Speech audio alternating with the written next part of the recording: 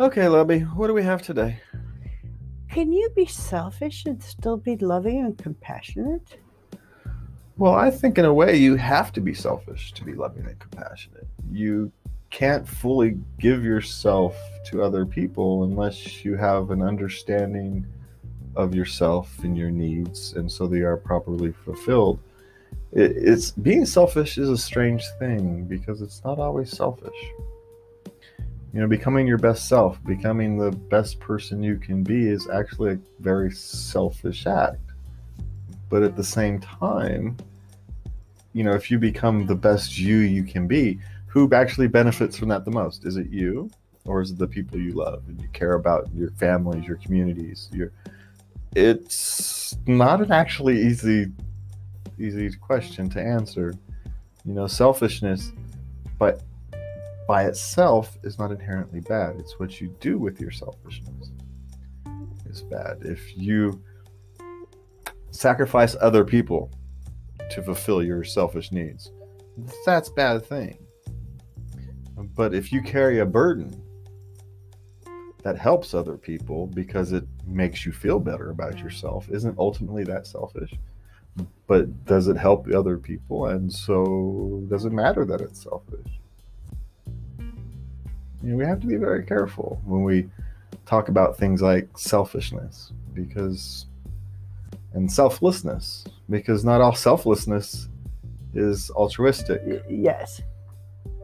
It's people have ulterior motives, and so something that can appear selfless might quite be very selfish.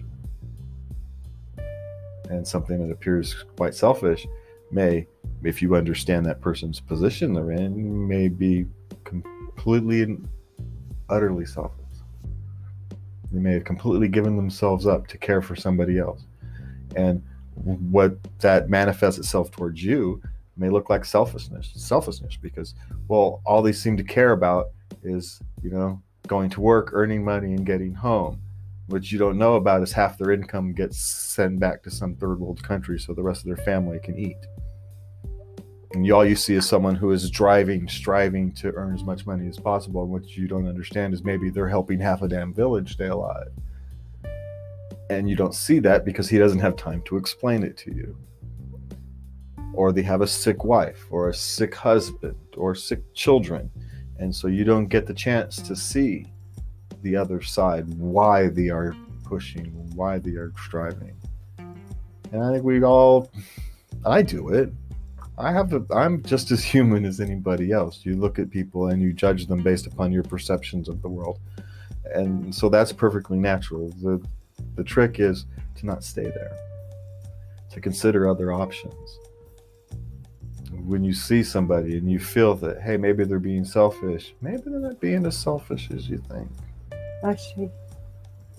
Maybe they are, and some people get lost. You actually can watch it. Some people start out on a journey completely selfless, and at some point that journey becomes selfish. They lose.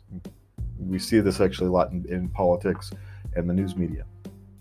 You see people who start honorably, and then somewhere along the way they've lost their soul, and the goal becomes more important than how you get there.